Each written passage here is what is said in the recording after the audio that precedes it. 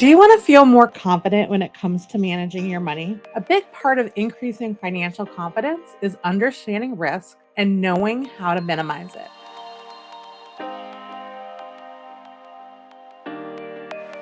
Hi there. For those of you who don't know me, I'm Leah Hadley. I am the founder of Great Lakes Investment Management and Great Lakes Divorce Financial Solutions, and I help women just like you increase their financial confidence with money mentorship and strategic investment management. Today, we're talking about increasing financial confidence through a stronger understanding of risk specifically.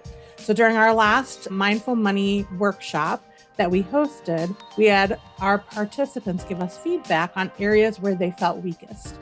And one of the areas that very consistently was reported as a weak area was risk management. We're going to talk about why risk management is important when it comes to money management. We're going to talk about some of the common risks and how to mitigate them. And we're going to cover practical strategies for effective risk management. I encourage you to put any questions you may have in the comments. Even if you're watching the replay, I will come back and make sure to answer those questions that you have.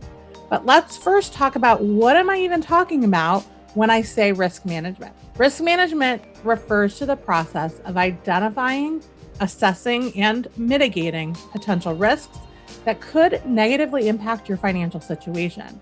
By taking a proactive approach to risk management, you can protect your wealth and increase your chances of achieving your financial goals. So risk management is a big piece of what we're looking at when we do financial planning with our clients.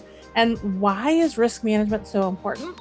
Well, simply put, it can really help you to avoid some pretty costly mistakes. I mentioned before that it can really increase your confidence and help you to feel more peace of mind when it comes to planning your financial future. So let's take a look at some of the common risks that we're talking about when it comes to managing money. And one of the big ones that I've been talking with people about over the last, I would say 6 to 9 months in particular, is loss of income. That's a big concern. And that could be due to job loss. It could be some other unforeseen circumstances.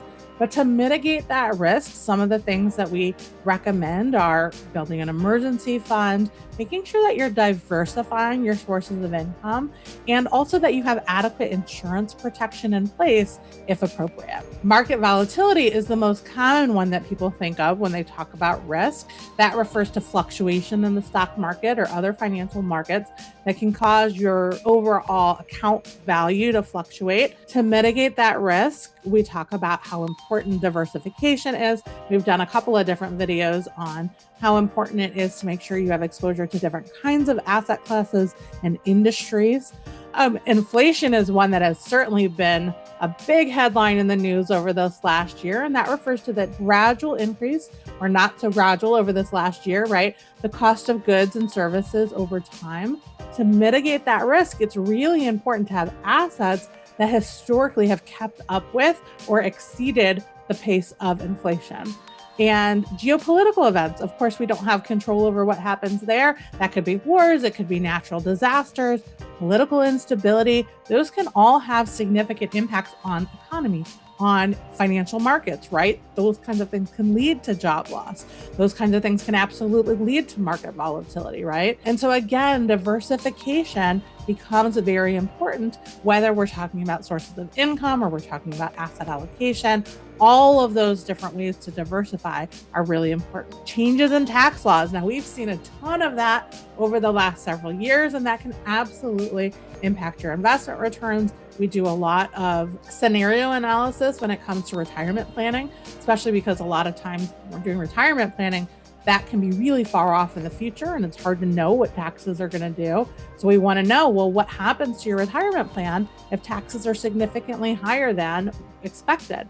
Now, again, diversification is a really important aspect of managing that tax risk and having different kinds of accounts that are tax affected in different ways, right? So we talked about some of the common risks and how to mitigate them, but let's go into some even more practical strategies for effective risk management, some more specifics, right?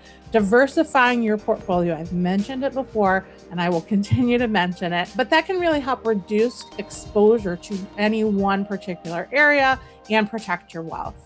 Implementing a stop loss strategy. That's a strategy that involves setting a predetermined price at which you will sell an investment if it drops below a certain level. That can certainly help limit your losses and protect your wealth. Keeping a cash reserve. Keeping a cash reserve in a low risk, highly liquid account can give you that financial cushion you may need when unexpected things arise, right? Regularly reviewing and adjusting your strategy is so important. Your financial situation, your goals, they evolve over time. And so it's really important to make sure that your risk management strategy is in alignment with how your life has changed, and that may need to adjust as well.